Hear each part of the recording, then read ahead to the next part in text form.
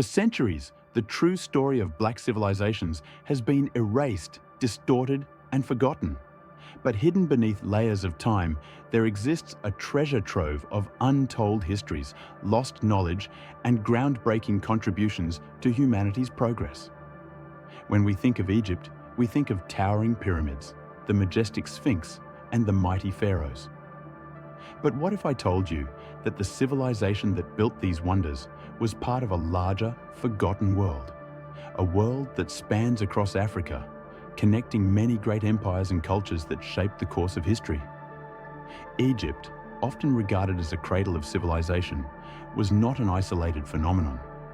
The ancient Egyptians were part of a vast African world that stretched across the continent, from the great Kushite kingdoms to the advanced civilizations of the West African Sahel.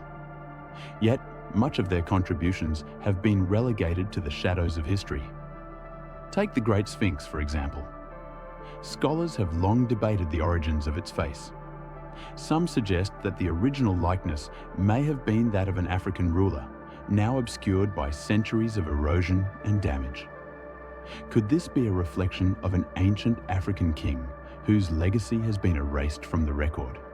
The impact of ancient African civilizations stretches beyond architecture and art. African spiritual systems influenced the very foundations of many of the world's major religions: Christianity, Judaism, and Islam. But these connections are rarely acknowledged in mainstream narratives. Consider the concept of the Trinity, a divine triad found in Christianity, Judaism, and other faiths. This concept existed long before the rise of these religions, rooted in the spiritual traditions of ancient Africa. In Egypt, the god Osiris, Horus, and Isis formed a divine triad. Similarly, the idea of a divine creator and a sacred family was central to many African belief systems, influencing the religious stories of the Bible and the Quran. Moving west, we find the great empires of West Africa, such as Mali, Ghana, and Songhai. These empires were the centers of learning, culture, and wealth. The story of Mansa Musa, the Emperor of Mali, is particularly astonishing. He is often regarded as the richest person to have ever lived. Yet his influence and legacy remain largely forgotten in the broader historical narrative. During his legendary pilgrimage to Mecca, Mansa Musa distributed so much gold that it altered the global economy. His empire was a hub for scholars, artists, and scientists. But today, we rarely hear about Mali in the context of world history. Why? The libraries of Timbuktu were once filled with ancient manuscripts and knowledge that rivaled any university in Europe. But with the rise of colonialism, much of this knowledge was lost, destroyed, or forgotten, erasing Africa's intellectual contributions from the historical record.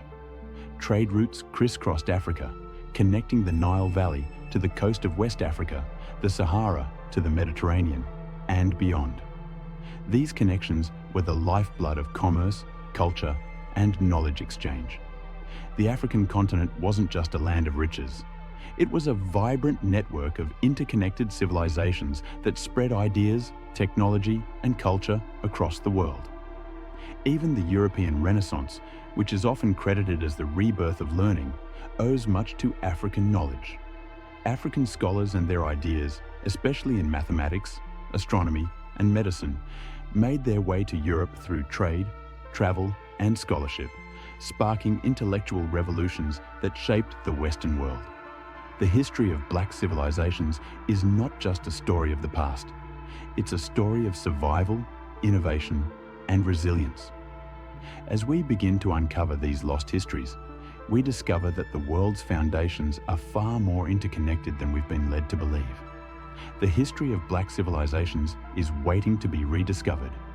It's a history that shapes who we are today, and one that demands to be told. Join us on this journey of discovery. The truth has always been here. It's time we reclaim it.